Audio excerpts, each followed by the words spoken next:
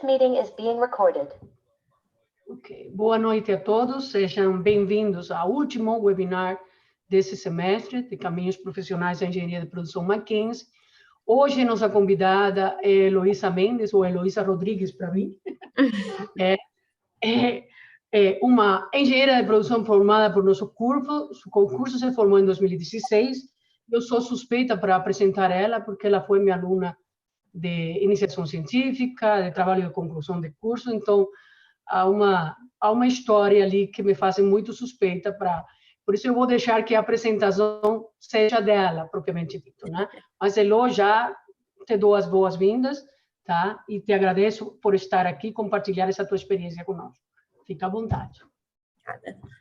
Bom, primeiro eu queria começar agradecendo também todo mundo da oportunidade de estar aqui, de conversar um pouquinho, e eu já vou até começar compartilhando a minha tela, vou contar um pouquinho sobre mim e me avisam se vocês estão vendo a tela.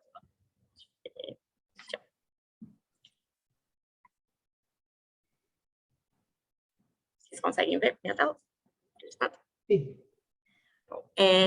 Eu também não consigo ver o chat, então eu queria também, primeiro de tudo, dizer que é mais uma conversa, então sintam-se à vontade para falar, para mandar perguntas, para interromper qualquer coisa, eu estou super aberta.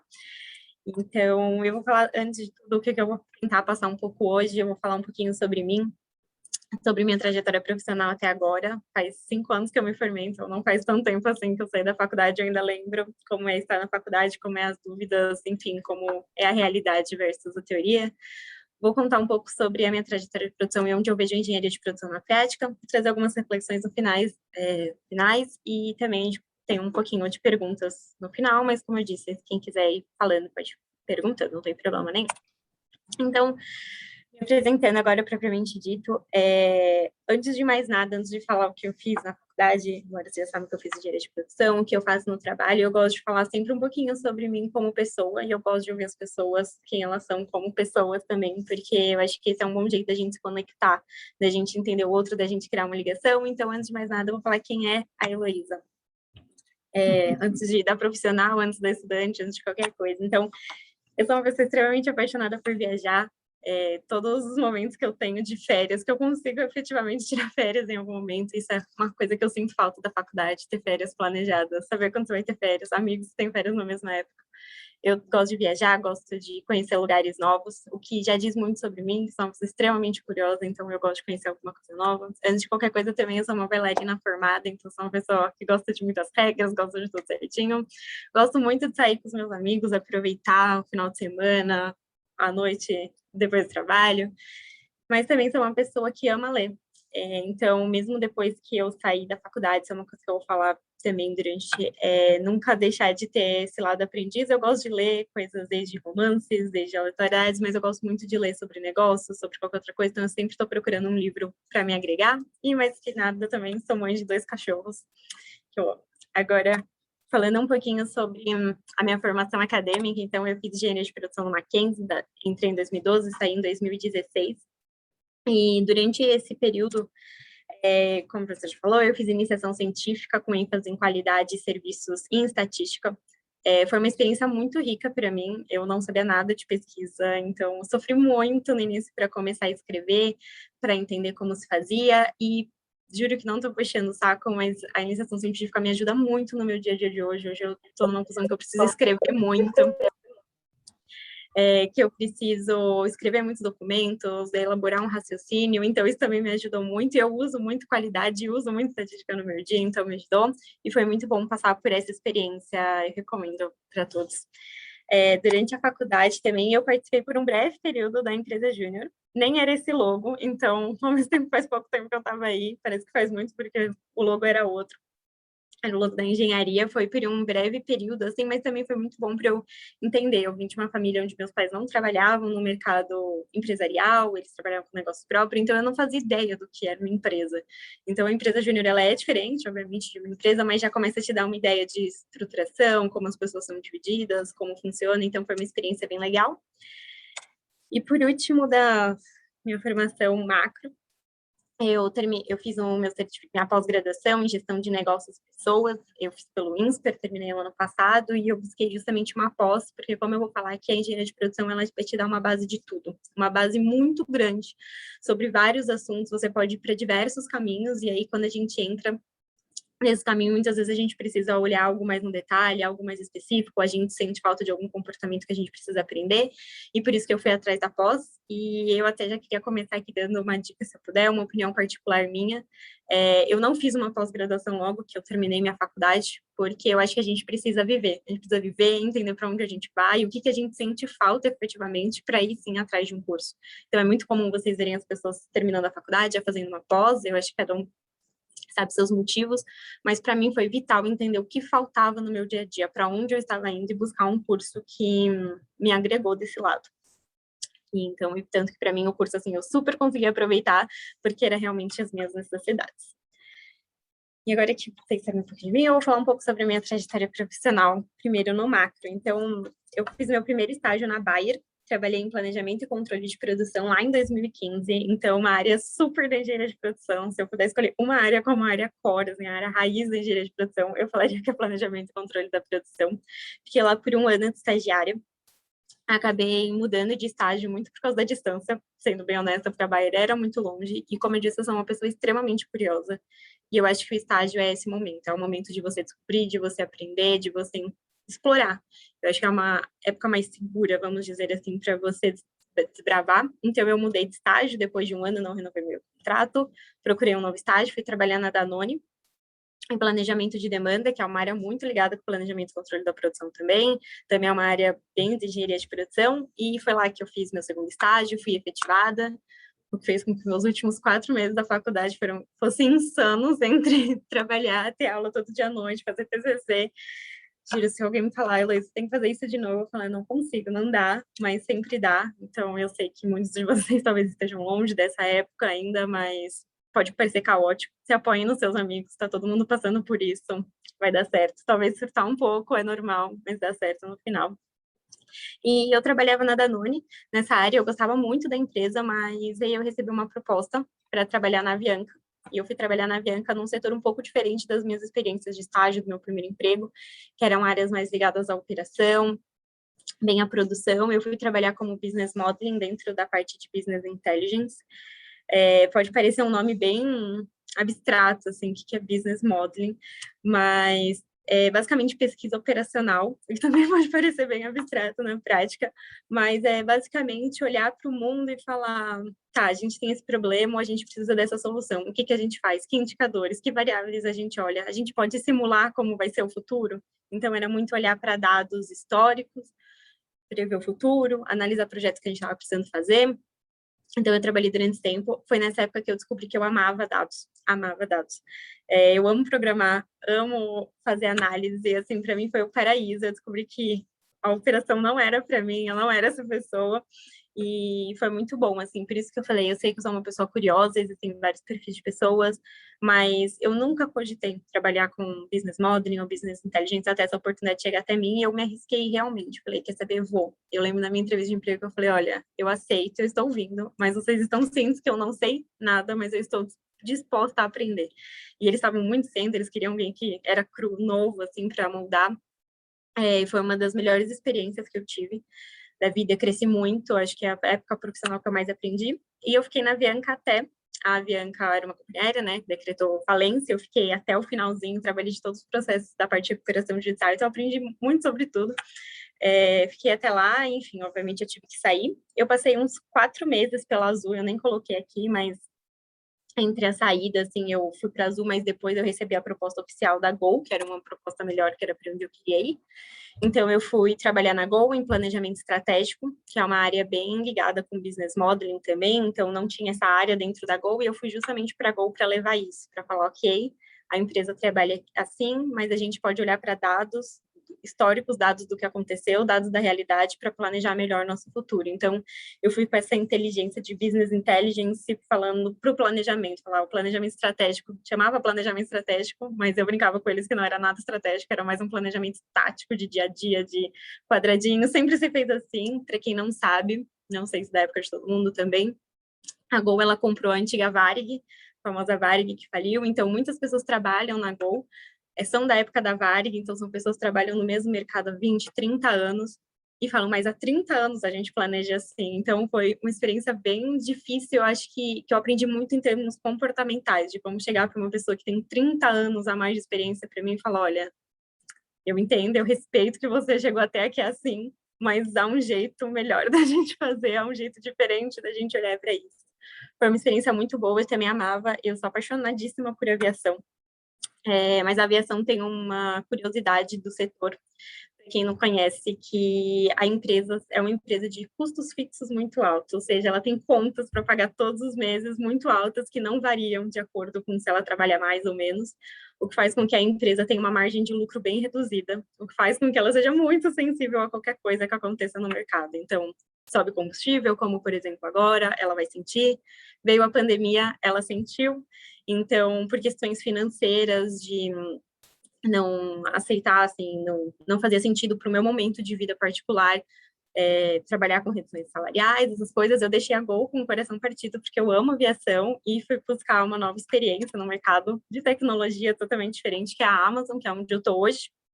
E eu vim de gerente de projetos e, às vezes, quando eu estava separando aqui minha história, eu pensei, nossa, às vezes eu penso, parece que eu passei por lugares muito diferentes, mas, ao mesmo tempo, eu vejo uma ligação entre todos, sabe? Os primeiros eram muito planejamento, mais de operação, mais uma caixinha, mas isso me trouxe um viés para planejar mais estrategicamente, entender como uma operação funciona, e eu reuni todas essas minhas experiências de passar pela operação, pela parte mais estratégica, olhar muito para finanças, para conseguir ser gerente de projetos, que basicamente é reunir, eu já reúno todos esses conhecimentos, é onde eu estou, para não ficar muito abstrato, o que um gerente de projetos faz.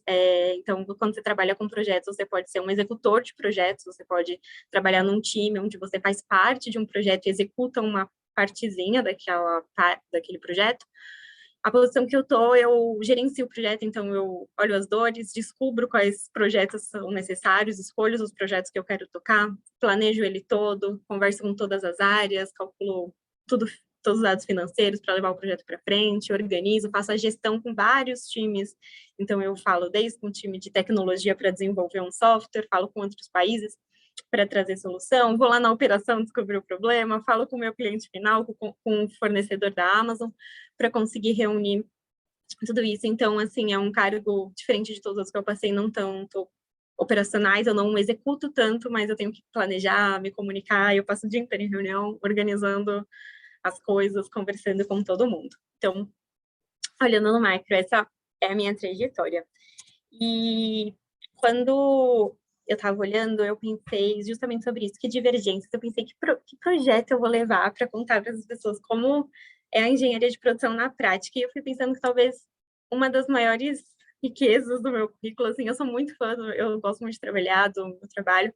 Então, eu gosto de todos os projetos que eu participei, de tudo que eu faço, e eu poderia passar horas contando sobre cada um deles, eu gosto de falar. Mas eu pensei que talvez uma das maiores riquezas que eu tenho para trazer para vocês é justamente isso, que eu passei por diversas empresas, por diversos setores, e em todos eles eu vejo engenharia de produção. Então, eu queria mostrar, assim, no macro para vocês, como eu vejo engenharia de produção em cada um deles. Mas, antes de tudo, eu queria começar pelas divergências do que tem de tão diferente em toda essa minha vivência. Então, para mim, a maior divergência não foi nem tanto em trabalho, claro que impacta o trabalho, mas é um pouco mais sobre a cultura, como você se comporta dentro da empresa, como essa empresa funciona, como é a prioridade. E aqui eu trouxe alguns indicadores que, para mim, são muito importantes e dizem muito sobre a cultura de uma empresa, como ela funciona, como é a dinâmica, que é a cultura, qual é o setor em que ela trabalha. O slogan dela parece muito...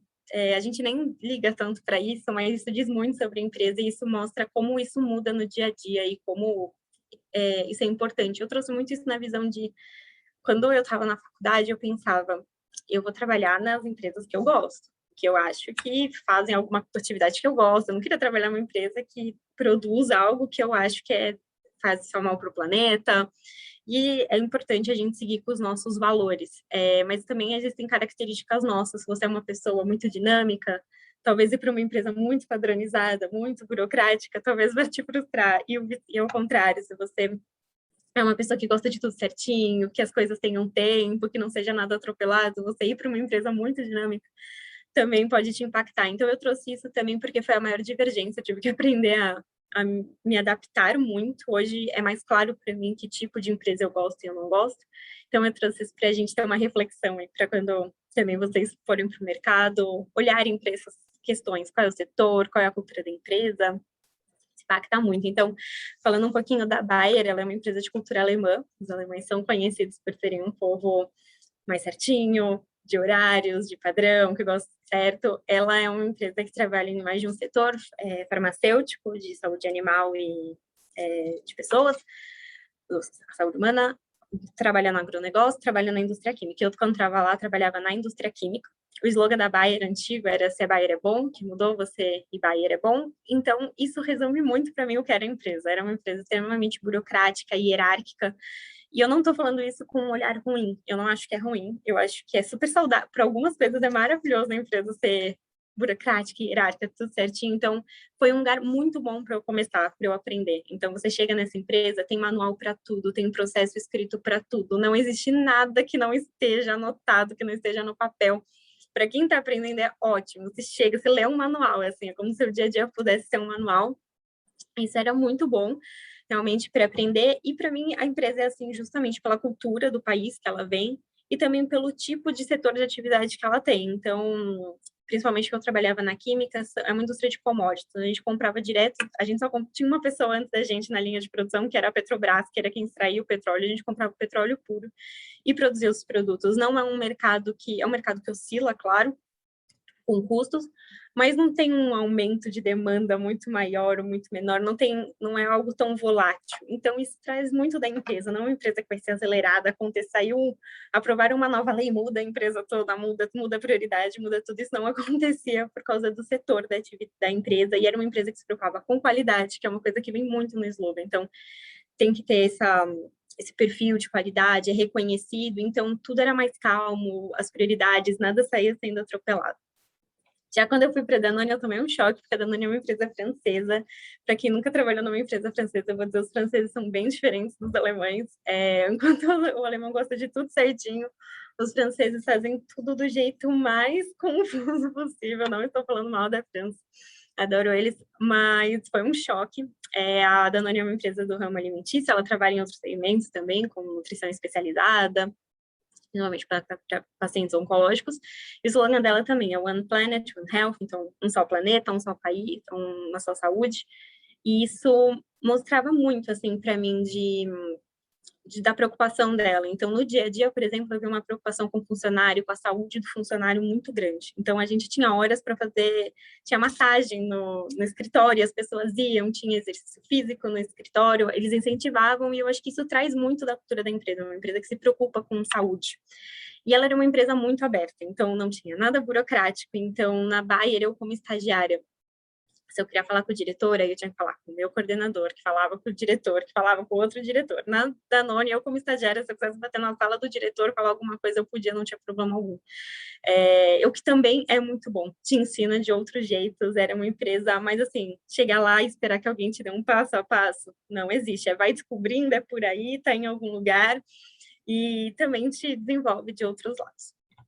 Quando eu fui para a Bianca é conhecida muito por ser uma empresa colombiana, mas a Avianca Brasil era uma subsidiária da Avianca Colômbia, com cultura brasileira, registrada no Brasil mesmo, da aviação. O slogan dela também era quem ama voa, o que mostra também essa questão da qualidade, de preocupar com a pessoa, e era uma empresa extremamente dinâmica, porque o setor da aviação é assim. Então, é muito essa mensagem que eu quero trazer. Não espere trabalhar na aviação e trabalhar num lugar pacato. Não espere trabalhar numa indústria de commodities e esperar que ela tenha uma pegada de uma startup. Isso não vai acontecer. O setor dita muito que a empresa, como a empresa funciona. Então, era uma empresa assim que qualquer coisa, e principalmente agora, eu ainda tenho muito contato com o pessoal trabalhando na aviação, então o dólar subiu muito, o combustível disparou. Revisa tudo. A prioridade da empresa já mudou, agora a prioridade é voar na velocidade menor possível para economizar combustível, aí é projeto de economia de combustível para lá, combustível para cá, muda tudo. o dólar abaixou, o combustível está bom, as pessoas estão voltando a viajar, então agora a prioridade é atender o mercado, é trabalhar de acordo com a demanda, é olhar onde está a demanda, vamos ajustar a nossa oferta. Então, muda muito, assim, é uma empresa muito dinâmica, porque qualquer coisa que aconteça, qualquer lei que é alterada, é um setor muito regulado, então qualquer coisa que o setor regulatório muda, a empresa muda de novo. Então, essa empresa, a Gol, é uma empresa muito igual à Bianca, muito por causa do setor, mas ela tem esse slogan de linhas aéreas inteligentes, e foi bem o que eu falei para vocês. Eu fui para lá justamente para levar isso. Então, é uma empresa que se preocupa o que a gente pode aprender com o nosso passado. É uma empresa que olha muito faz muita parceria com as empresas americanas e europeias para falar como vocês fazem, vocês já passaram por essa dor, como funciona aí, como a gente pode melhorar, como a gente, ao invés de ficar procurando a melhor opção manualmente, analisar 1000 cenários, será que a gente não tem um algoritmo que consegue analisar todos os cenários? Será que a gente não consegue fazer uma programação para analisar tudo? Então, ela também é uma empresa muito veloz, e que faz de tudo para economizar custo. Ela é uma low cost. Então, isso é uma coisa que essa é a principal mensagem. Então, se você vai trabalhar numa empresa, você sabe que o lema dela é economizar custo, é uma low cost. Saiba que em tudo da empresa ela vai economizar custos. Então, não espere que você chegue lá e ela vai te dar uns 1000 benefícios no mundo, porque não é a característica da empresa. E, por último, eu trabalho aqui na Amazon, que é uma empresa americana, o que já diz muito que é uma empresa que vai lutar pelo resultado e por lucro. Cada centavo de lucro vai fazer diferença para a empresa. É uma empresa do setor de tecnologia, então é muito dinâmica. A Amazon trabalha como uma startup, ela não é uma startup, ela já tem alguns anos, mas ela trabalha como uma. O slogan dela é Work Hard, Have Fun, Makes History, que é trabalhe duro, se divirta e faça história, então também não tem como... Isso é uma coisa que muitas pessoas falam, Laís, você trabalha muito, realmente trabalho, fico até tarde trabalhando. E muita gente fala, mas você não acha ruim? Eu falei, mas eu sabia quando eu entrei. Seria ignorância minha ir para uma empresa onde o slogan começa com trabalho duro e eu achar que as pessoas sairiam, trabalhariam um pouco no horário, enfim, ela é uma empresa única. Eu não sei assim, se no curso vocês vão ver, mas existem muitos livros sobre empreendedorismo, sobre gestão de pessoas, que trazem a Amazon como um exemplo, porque o Jeff Bezos, que é o fundador, ele criou muito das metodologias de divisão de equipes, de gestão, como as coisas devem ser feitas. Eles têm indicadores e financeiros próprios, algumas métricas que eles mesmos criam. Então, mas bom, é uma empresa aí de sucesso no mercado, não é para negar, então alguma coisa está sendo certo. E agora que eu falei as divergências, eu vou falar as semelhanças, e para mim as semelhanças é que todas elas eu consigo relacionar com engenharia de produção. Por mais que eu passei por diversos cargos, diversas empresas, não tem uma onde eu não tenha usado algo do curso. Então, eu vou começar fazendo essa relação para vocês. Então, como eu falei, eu não quis escolher um projeto único, porque eu acho que tem várias riquezas assim, e às vezes poderia ficar muito específico e até meio cansativo, já é de noite, eu não quero que seja cansativo para ninguém. Então, eu vou falar um pouquinho sobre o escopo que eu tinha, do que essas áreas fazem, e como eu vejo usando algo que eu tive na engenharia. Então, começando aqui pela Bayer, então, planejamento e controle de produção. Então, o que uma pessoa que trabalha com planejamento e controle de produção faz? Ela calcula todos os insumos necessários para produzir. Basicamente, fazer um bolo, eu sei que é a comparação mais banal, mas é a melhor comparação que existe. Então, você vai produzir um bolo, você calcula tudo o que você precisa, quando o bolo vai ter que ficar pronto, então a hora que você tem que começar, se você consegue guardar todos os materiais na sua casa, se você não consegue, se você consegue guardar todos os bolos prontos em algum lugar. Então, era basicamente que eu fazia isso para uma linha de produtos químicos, então eu fazia todo o cálculo, olhava a importação, conversava muito com a logística, saber se a importação podia vir ou não, e a gente vai aprendendo muitas coisas nessas horas, óbvio que, enfim, por exemplo, importação não era uma coisa que eu super sabia, você vai aprendendo, mas tem muitas coisas que eu vi na faculdade. Então, existe literalmente uma matéria no curso de engenharia de produção chamada Planejamento e Controle da Produção, e eu usava muita coisa de logística, enfim, porque eu precisava conversar com a logística o tempo todo, eu precisava saber sobre gestão de estoques. Então, eu conversava muito, e aqui também vem uma lição que eu vou deixar trazendo a reflexão final, mas muitas vezes a gente vê uma coisa na sala de aula e fala, nossa, mas que lindo, é só calcular assim. Aí você chega na prática, a empresa faz totalmente diferente. É bem comum, mas assim, no fundo, existe uma semelhança, mas enfim, a teoria tem que se adaptar para a prática, para a realidade, principalmente estando no Brasil, onde existem 1000 variáveis que não existem em outros países, existem muito mais leis, existe uma complexidade, mas, assim, eu via certinho. Então, foi basicamente como se eu tivesse escolhido uma matéria da faculdade e falado, eu vou trabalhar nessa matéria. Então, era muito igual. Quando eu fui para a Danone, eu trabalhei planejamento de demanda também, é uma área muito parecida, então eu fazia cálculo de sazonalidade. Então, por exemplo, Danoninho Ice, ele só vende no verão, porque ele vira sorvete. Então, durante o verão, a gente tem que produzir mais, a gente tem que produzir Danoninho Ice, mas a linha de produção é uma só. A gente não consegue aumentar infinitamente a capacidade e também não vale a pena comprar uma máquina só para fazer Danoninho Ice. Então, a gente olhava isso, qual iogurte a gente vai diminuir, qual vende menos no verão, qual vende mais, o que dá para estocar, como vai ser a logística. Nessa época, a gente também falava muito, a demanda vai ficar mais forte nos mercados, nas cidades que tem praia, por exemplo, perto do Ano Novo, porque é geralmente para onde o brasileiro viaja. Então, para Florianópolis, para o litoral do Nordeste como um todo, e eu sabia que eu poderia abastecer menos outros mercados. Então, isso era uma coisa que eu olhava, então, fazer esse cálculo de entregas, tudo. E olhando para a engenharia de produção, também a gente tem essas matérias, planejamento e controle de produção, logística, e eu também trabalhava com gestão de projetos, porque quando eu fui efetivada na Danone, a gente começa a olhar, assim, foi como eu falei, a teoria, ela está pronta, existem regras, existem fórmulas, existe cálculo para tudo, existem os fatores que você tem que olhar, mas sempre dá para melhorar. Você tem que olhar para a sua particularidade, para a particularidade do business que você trabalha, do setor que você trabalha. Então, a gente fazia projetos de melhoria. Como a gente pode abastecer de uma maneira mais eficiente? Como a gente pode colher os dados de demanda? Vocês vão ver quando vocês estudarem planejamento de demanda, tem 1 zilhão de maneiras diferentes de calcular planejamento de demanda, todas têm seus erros. Você tem que entender qual é o melhor para o seu negócio. E mais do que isso, você tem que olhar para o seu... Como você colhe os dados, como você sabe que aquela demanda está certa, como você sabe que você está excluindo o erro humano. Então, eu fazia esses projetos também de melhorias. Então, eu comecei a usar uma outra matéria que era gestão de projetos. Então, eu precisava saber um básico de operação, eu fazia isso no meu dia a dia, mas eu também tinha o plus de uma outra matéria que era gestão de projetos. E aí, quando eu fui para a Avianca, como eu falei, business modeling pode parecer um pouquinho difícil de entender o que é, mas então eu vou dar até um exemplo rápido, assim, do que eu fazia. Então, por exemplo, a Avianca, quando a gente sabia que ela estava entrando em crise financeira, a gente, pouco antes, né, então a falência da empresa não foi uma surpresa, para mim, pelo menos na área que eu estava. A gente estava tentando vender a empresa, claro que na época isso era totalmente confidencial, só quem participava do projeto sabia. Então, era, Laís, a gente precisa, era eu, outras pessoas, a gente está pensando em vender a empresa. Claro que ninguém fala assim abertamente esses temas tão polêmicos, tão confidenciais, mas... e eles falavam, tá, como a gente vai vender? Qual vai ser o discurso que a gente vai chegar lá nos Estados Unidos? Era a United que iria comprar, hoje é aberto, eu posso falar, não tem problema.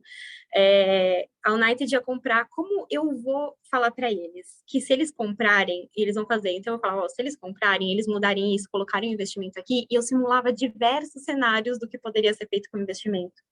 Como a malha da empresa, a malha aérea podia mudar, se eles operassem mais em um mercado, então, por exemplo, se eles colocassem mais voo em Guarulhos do que no Galeão, quanto eles teriam de ganho, se eles mudassem um tipo de equipamento, ao invés de voar com o avião A, voasse com o avião B, o quanto ia ganhar de dinheiro, o quanto ia ganhar de eficiência, de mercado, qual é a força da empresa no mercado, eu trazia todo esse cálculo. Então, quando eu digo análise de cenários, modelagem de negócios é basicamente isso, é olhar para um setor, olhar todas as variáveis que influenciam, o que você pode mexer, o que você não pode. Então, assim, o meu maior desafio, por exemplo, ser professor de Fintech, era falar como vai controlar a inflação no Brasil. Isso é uma coisa muito difícil de vender para os outros países, porque a primeira coisa que eles perguntam é, e o risco Brasil? E você tem que colocar isso em algum lugar, tem que achar um número, tem que achar um modelo que te faça, muita gente faz, né, obviamente foi uma época que eu li muito no trabalho, uma coisa que eu nunca imaginei, mas assim, eu pegava livros de modelagem, eu comecei a aprender muito, foi nessa época, por exemplo, que eu senti a necessidade de fazer uma pós-graduação, fiz um pouco depois, mas porque nessa época você começa a discutir com muitas pessoas nesses projetos sobre demanda. Então, o financeiro vem, solta um monte de informação para você do risco da empresa, o risco do capital. Você fala, mas o que é isso, meu Deus? Isso eu não aprendi na faculdade. Eu falo, não, aprendi. E aí foi nessa época que eu comecei a buscar uma especialização, por isso que eu falei, eu não faria uma pós-graduação logo depois da faculdade, porque você precisa entender onde está, o que falta para você ir atrás. Mas, enfim, voltando para essa parte, então eu fazia muitos projetos. Cada época era um projeto diferente, e aqui, às vezes, eu ficava um ano no mesmo projeto para resolver o problema. E aí, na faculdade, eu pus o primeiro como programação. Sem mente, ainda é a mesma, era C++, né, na época, mas eu não usava o C++, literalmente. A gente fazia programação de banco de dados, então a linguagem mais comum que existe é o SQL, mas você precisa, então... Eu aprendi na prática, nunca fiz nenhum curso de SQL, mas ter o racional da aula de programação, por mais seja outra linguagem, sejam programas diferentes, me ajudou a aprender muito mais fácil uma outra linguagem de programação. Então, eu tive que aprender no dia a dia, na prática, foi isso que eu falei que na entrevista eu cheguei e falei, nem sei o que é SQL. Perguntaram, você sabe SQL? Eu falei, nem sei. Sabe quando você nem sabe o que a pessoa está falando? Foi exatamente isso que eu respondi, mas eles estavam dispostos a contratar alguém que não sabia. Então, eu precisei aprender a programar para conseguir colher dados. Então, eu precisava acessar os bancos de dados para pegar todos os dados históricos da companhia, os dados históricos do mercado. Foi nessa época que eu descobri, por exemplo, entrar no Banco Mundial. Eles têm banco de dados, você pode entrar, colher os dados históricos de todos os países que vocês podem imaginar. Por exemplo, quando eu trabalhava na Avianca, a gente fez o projeto da abertura da Avianca Argentina. Então, eu tive que, de repente, de um dia para o outro, aprender tudo sobre a Argentina, sobre leis, sobre economia, sobre mercado, sobre demanda, sobre tudo. E você tem que aprender tudo, então você tem que saber programar, porque você precisa pegar muita coisa em massa para fazer esses dados virarem informação. Esse era meu papel. Então, o dado existe. Então, eu tenho dado de, por exemplo, a temperatura de todos os anos, de todos os meses, no mundo inteiro. Como eu faço esse dado virar uma informação? Como eu faço pegar esses dados e falar, olha, em janeiro, no Brasil, é verão. As médias de temperatura são essas. Você tira o dado e vira isso numa informação importante que os outros podem ouvir e tomarem uma decisão. Essa era a minha função. Então, eu usei muita estatística, porque eu precisava entender o que era um comportamento normal, o que não era um comportamento normal, muita economia, e juro, muitas dessas matérias eu pensava, eu devia realmente ter prestado mais atenção, e olha que eu prestava atenção, porque eu era nerdzinha, mas muitas coisas você fala, gente, eu devia prestar mais atenção, ia me ajudar a discutir melhor com outra área. Usei muito pesquisa operacional para fazer modelos, muito. Isso também foi uma coisa que eu tive que pegar vários livros, sentar, estudar de novo para conseguir atuar. E eu coloquei aqui todas as matérias bases de lógica, por quê? Porque quando você está na faculdade, acho que isso é um pensamento que a gente tem desde o colégio. No colégio a gente pensa, a gente vai usar Bhaskara para quê?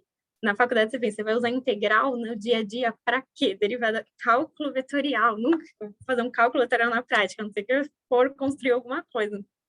Mas essas matérias me trouxeram um raciocínio lógico, que eu vejo muito essencial no meu dia a dia. Então, elas me ensinaram a olhar por uma outra perspectiva, a olhar a solução, você sempre tem uma solução, você tem que olhar, me fizeram ter esse tipo de raciocínio, aprender a raciocinar de uma maneira lógica. E eu uso muito isso no meu dia a dia, principalmente desde essa época. Então, por isso eu coloquei todas as matérias bases, assim, não uso integral, nem derivada, literalmente, a não ser que você vá construir um software, mas esse racional, esse lado mais lógico me trouxe isso.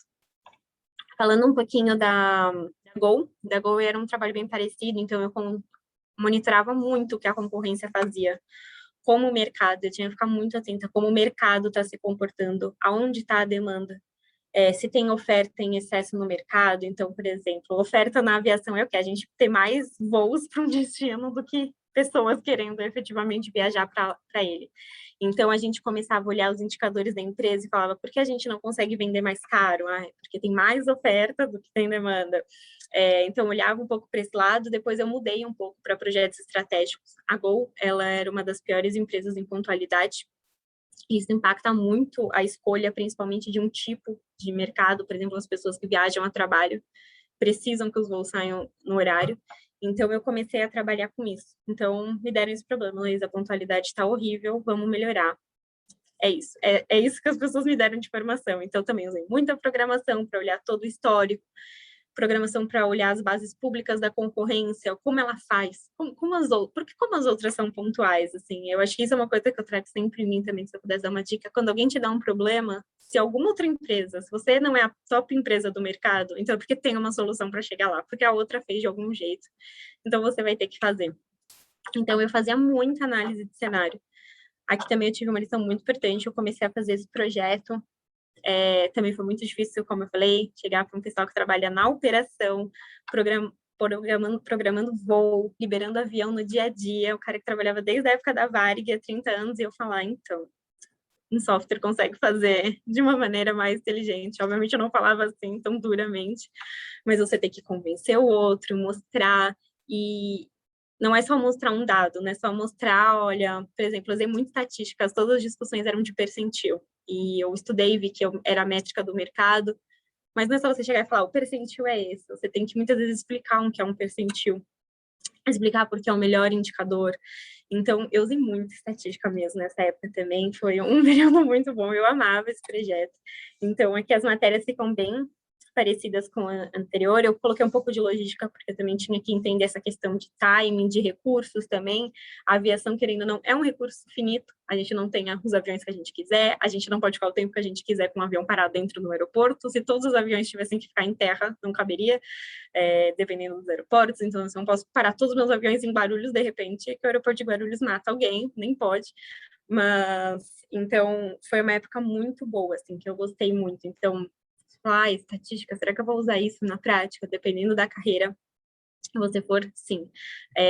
Aí isso é uma coisa que eu vejo muito de deficiência no mercado, isso era um feedback que eu sempre recebi muito, de falar, Heloísa, é bom conversar com alguém que tem alguma base, eu não sou a pessoa que mais sabe estatística do mundo, tem muitas pessoas que sabem muito mais que eu, mas ter um mínimo para conversar, para conseguir também criticar. Às vezes você não vai usar a estatística, você não é a pessoa que vai produzir os dados ou produzir essa informação, mas é muito bom quando o outro te traz um dado e você pensa, isso não faz sentido.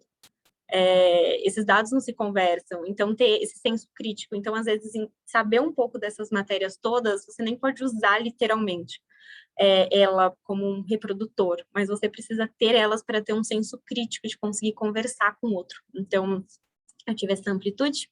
E, por fim, na Amazon, hoje eu cuido da experiência do fornecedor. Então, a Amazon, ela opera em vários segmentos, mas um deles é o varejo, que é o que eu estou. Então, a gente compra o estoque de um fornecedor, estoca na Amazon, e a Amazon vende esse estoque para o cliente final no site. Então, é tudo que no site está escrito vendido e enviado por amazon.com.br, é a parte que eu trabalho.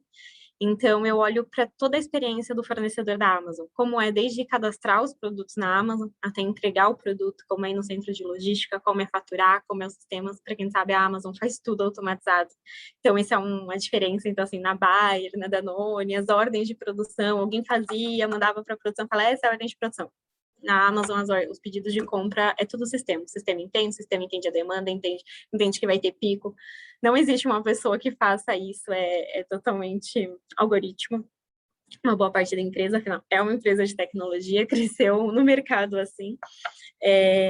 Então, mas muitas vezes há erros e você precisa entender, e essa é a maior dificuldade da Amazon no Brasil, porque os algoritmos foram feitos nos Estados Unidos, para o cenário americano, feito por muitos, a maioria dos desenvolvedores estão na Alemanha, então também pela Europa, países onde existe uma burocracia menor, e aí quando chega no Brasil, então eu olho muito para isso. A gente está trazendo esse projeto para o Brasil. Primeira pergunta que a gente faz é, você considerou os impostos e taxas que existem no Brasil? E eles, mas o que é isso? O que é IPI? O que é NCM, que é a nomenclatura do Mercosul? Então, muitos dos projetos que vêm para o Brasil barram simplesmente porque o Brasil tem tanta particularidade que, às vezes, você precisa de alguém local, um desenvolvedor local, para entender e atualizar isso. Então, eu trabalho nesses projetos, trabalho com projetos de rentabilidade. Então, a empresa, como foi uma empresa americana, qualquer centavo conta. Então, muitas vezes as pessoas, quem conhece assim, um pouco sobre a Amazon, ela está entre as empresas mais valiosas do mundo, junto com a Tesla. Então, tanto Jeff Bezos quanto Elon Musk, que são os dois fundadores das duas empresas, eles concorrem entre o homem mais rico do mundo toda hora. E aí as pessoas falam, dinheiro não é um problema na Amazon, muito pelo contrário, uma pessoa que é trilionária, ela se preocupa muito mais com dinheiro, porque ela sabe que sempre tem uma oportunidade de ganhar mais, de ter mais lucro. Então, eu trabalho com esses projetos, como a gente pode fazer com que o fornecedor dê mais dinheiro? E se ele não der dinheiro, o que a gente faz com ele? Até que ponto é aceitável? Então, vou dar um exemplo de análises que eu faço. A gente tem produtos que às vezes não dão dinheiro para vender, mas o produto é tão importante para o consumidor que vale a pena eu perder dinheiro para ter isso para o consumidor, porque ele me traz uma outra contribuição. Então, é esses tipos de análise, esses tipos de projetos. Então, eu fico olhando todas essas melhorias para aplicar. E a diferença desses projetos, às vezes eu falo e penso, nossa, como eu faço tanto projeto, mas é porque eu não executo eles exatamente. Então, eu encontro o problema, olho para o exterior, vejo o que eles fazem, fico estudando muito, falo, olha, esse é o projeto, eu organizo, faço toda a gestão, faço todo o cronograma, mostro o valor. Então, por isso que eu falei que eu escrevo muito, eu tenho que escrever muitos documentos para vender meus projetos para os líderes, para as outras áreas, mostrar, trazer toda essa informação. Então, aqui eu coloquei as outras matérias, então eu trabalho muito com a matéria de gestão de projetos, que é uma matéria que vocês vão ter, então é uma coisa essencial para mim saber como cuidar de um projeto, como se comunicar. Muito de economia, afinal, é que eu tinha rentabilidade, planejamento de produção, logística. Aqui eu coloquei um monte de matéria, qualidade, olho mais para a qualidade de serviços, por isso que eu coloquei minha iniciação científica e o TCC que foram nisso, porque outro dia a gente estava discutindo de o que é um serviço de qualidade, uma coisa que a gente viu na faculdade, uma coisa que foi o tema do meu TCC, da minha iniciação, então, muitas. E aqui a mensagem principal que eu quero trazer é, desde estágio até virar gerente de projetos, vocês verem aqui embaixo, na parte de engenharia de produção, vai crescendo a lista de matérias. Porque, para mim, eu vejo muito que quando a gente começa a fazer estágio, a gente talvez comece mais numa área específica, seja ela qual for, seja qualidade, seja produção, seja finanças, seja programação, você fica muito numa caixinha, até pelo seu próprio cargo, a experiência que você tem te traz isso. E você pode seguir sua vida numa carreira operacional, numa área mais estratégica, você pode seguir vários caminhos, mas quanto mais você cresce na carreira e você vai indo para cima, mais de matérias diferentes você precisa saber, mais de um todo. Então, uma pessoa que é um diretor de empresa, por mais que ele seja diretor da produção, ele não pode saber só sobre produção. Ele tem que saber sobre projetos, porque ele tem um monte de projetos embaixo dele. Ele tem que saber sobre economia, porque isso é importante em qualquer área que você esteja. Ele precisa saber sobre um pouco de direito, ele precisa saber de tudo. Então, ele precisa saber de qualidade, logística. Então, é isso que eu vejo a maior riqueza da engenharia de produção. E por isso que eu acabei não trazendo um projeto específico, trouxe toda a minha experiência, porque acho que isso é um bom resumo. Assim, quanto mais eu fui crescendo e mais eu fui mudando para cargos estratégicos de tomada de decisão, mais de um pouquinho de cada matéria eu precisava saber. Claro que eu tenho minha especialidade, que é mais realmente em dados, na parte de estatística, mas a gente precisa saber um pouco de tudo. Então, eu estava até comentando um pouco antes de todo mundo entrar, hoje o meu dia foi basicamente discussões sobre rentabilidade, então, sobre impostos, sobre inflação, sobre a economia do país, mas sexta-feira eu vou estar lá no centro de distribuição discutindo sobre operação. Então, se eu não tivesse tido, acho que esse pool de matérias, toda essa visão muito macro de tudo que eu tenho que fazer, talvez seria muito difícil para eu conseguir discutir com outras áreas, pensar em melhorias. Então, assim, para mim, essa é a maior riqueza da engenharia de produção, assim, essa diversidade que te dá tanto uma permissão para você escolher essa liberdade de eu quero trabalhar em operação, depois eu quero trabalhar em outro setor, mas também que quanto mais você vai crescendo, você vai cada vez mais entendendo o valor de saber um pouquinho de cada coisa, assim, é importante você ser especialista, saber alguma coisa bem, assim, ser o dono daquele conhecimento, mas também é muito importante você saber um pouco de tudo. E para terminar, assim, indo para a parte final, eu trouxe algumas reflexões, assim, tanto de trabalho quanto de vida, assim, vida empresarial, vamos dizer assim, vida profissional, que eu gostaria de compartilhar com vocês, que foram coisas que eu fui aprendendo. Então, como eu falei, eu fiz 2 estágios, e é isso, usa a faculdade para se conhecer. Então, e eu até coloquei no segundo, não tenha medo de mudar de opinião, porque na faculdade eu achei que eu sabia muito no que eu queria trabalhar, que era na parte operacional. Não, eu quero trabalhar com produção, precisava trabalhar a qualidade da produção, E eu falava, não, isso aqui eu não gosto, sendo muito honesto, não é porque esses professores estão aqui, mas eu pensava, não, eu jamais vou trabalhar com economia, jamais vou trabalhar no setor financeiro. Eu mudei totalmente minha opinião. Nos meus primeiros estágios, eu percebi que eu não gostava de trabalhar em uma produção. Anos depois, fui descobrir que não é nem que eu tanto gostava de economia, mas eu precisava, é importante até para eu tomar decisões mais assertivas aonde eu quero trabalhar, ela é importante também nesse aspecto. Então, eu usei a faculdade para me conhecer, mas depois eu também acabei mudando de opinião. Então, a faculdade é um bom momento para você entender o que você gosta e o que você não gosta. E eu sempre ouvi muitas pessoas falando isso, vê o que você gosta. E eu sou uma pessoa que gosta de muitas coisas, então eu estudaria várias coisas diferentes. Hoje, eu sou apaixonada por engenharia de produção, faria de novo, mas sempre tem outras várias faculdades, faria também medicina. Eu sou assim, essa pessoa que faria engenharia de produção, faria medicina, faria psicologia, faria economia, faria tudo. Então, é muito difícil alguém falar, vê o que você gosta. Então, eu sempre recomendo, comece pelo que você não gosta. Se você sabe o que você não gosta, você vai ter uma boa ideia do que para onde provavelmente você vai. E aí eu coloquei pesquise, mas não tenha medo de experimentar. Então, eu pesquisava sobre as empresas que eu queria trabalhar, mas muitas vezes só descobri porque eu fui lá e experimentei. Então, claro que existem fases e fases da nossa vida, acho que cada um precisa entender certinho em que momento da vida tá, o que pode arriscar e o que não pode, mas experimente sempre que possível. Coloquei também que a teoria na prática é outra, não se frustre. Quando nos primeiros estágios eu pensava, meu Deus, isso é bem diferente do que eu aprendi, ou ninguém se importa com a teoria, o pessoal faz do jeito que faz, mas é normal. E eu queria colocar também para vocês aproveitarem toda a experiência da faculdade, em todos os quesitos, desde festa até as matérias, até as oportunidades, seja ser monitor, seja fazer iniciação científica, empresa júnior. Intercâmbio eu não fiz, mas faria hoje se eu voltasse. Aproveitem tudo.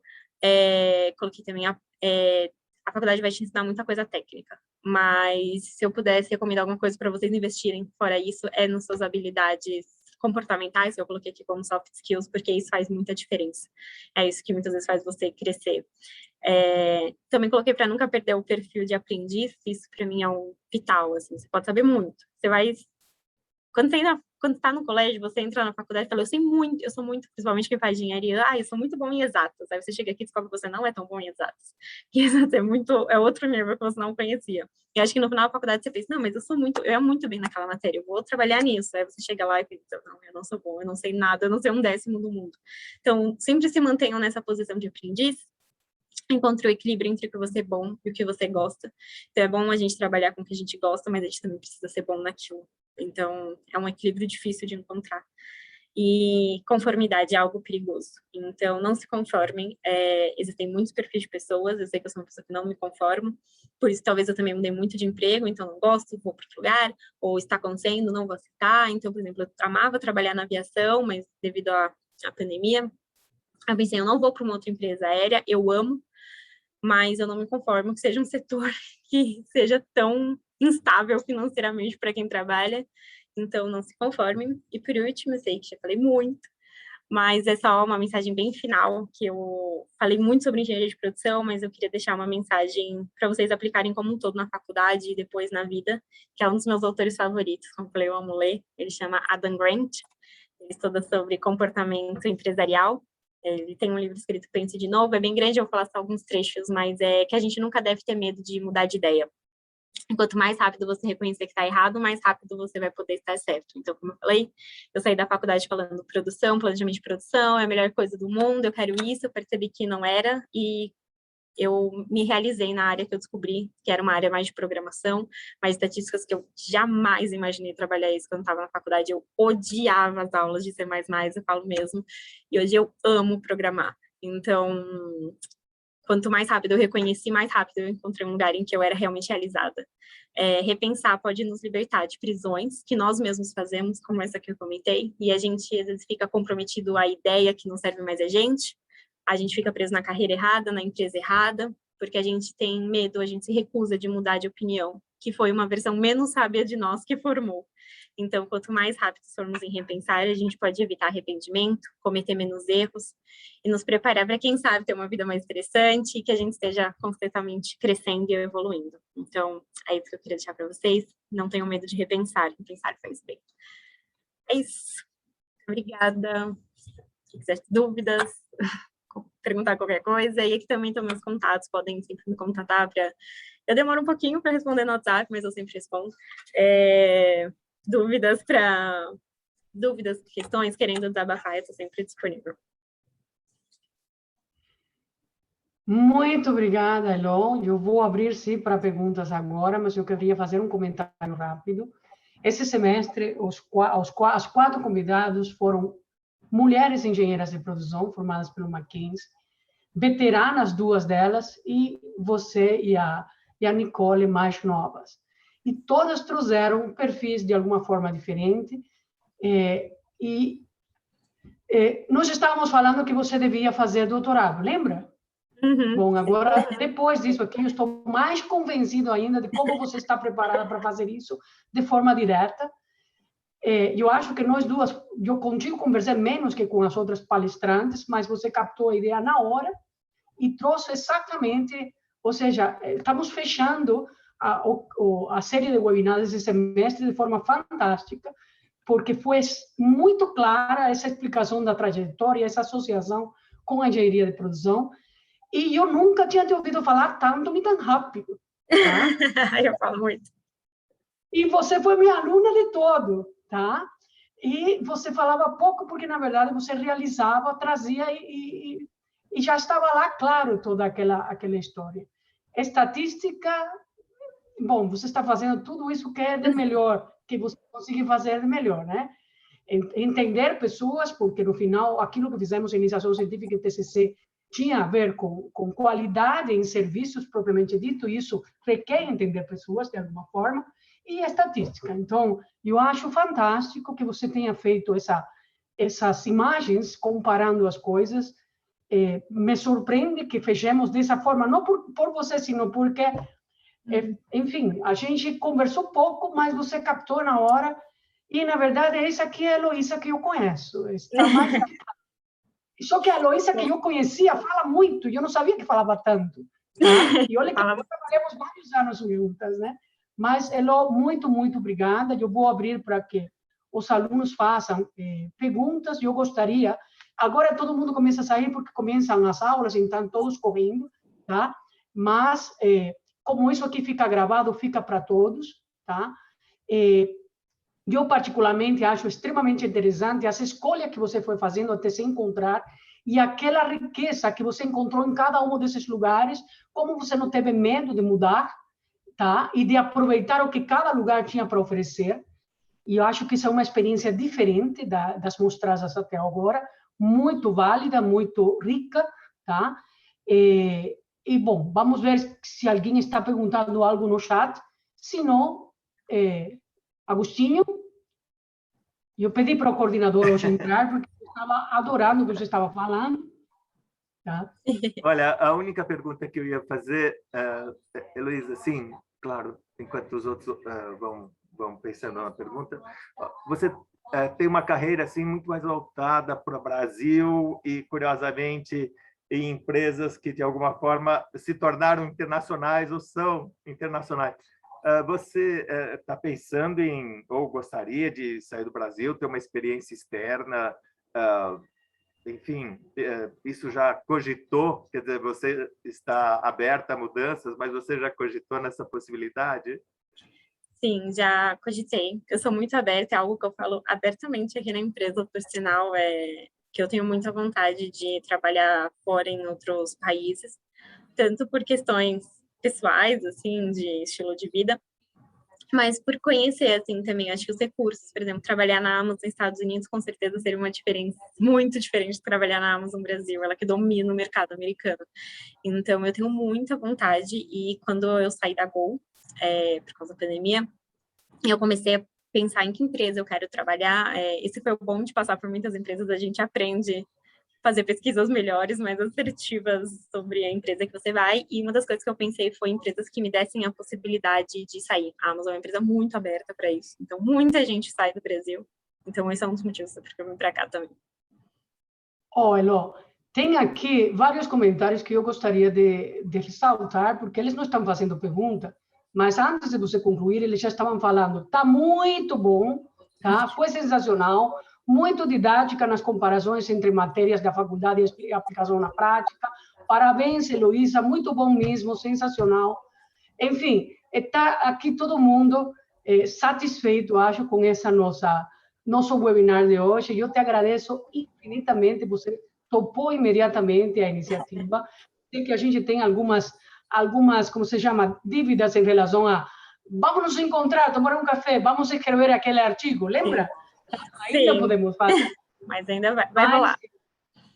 Mais uma vez, você a comparação que você fez foi excelente, foi uma surpresa, assim, mostrar o desenvolvimento e as cadeiras, as disciplinas foram ótimas, porque isso mostra sempre também dá uma percepção da validade do nosso curso. Muito bem, parabéns mesmo, Elô. Sensacional. Obrigada.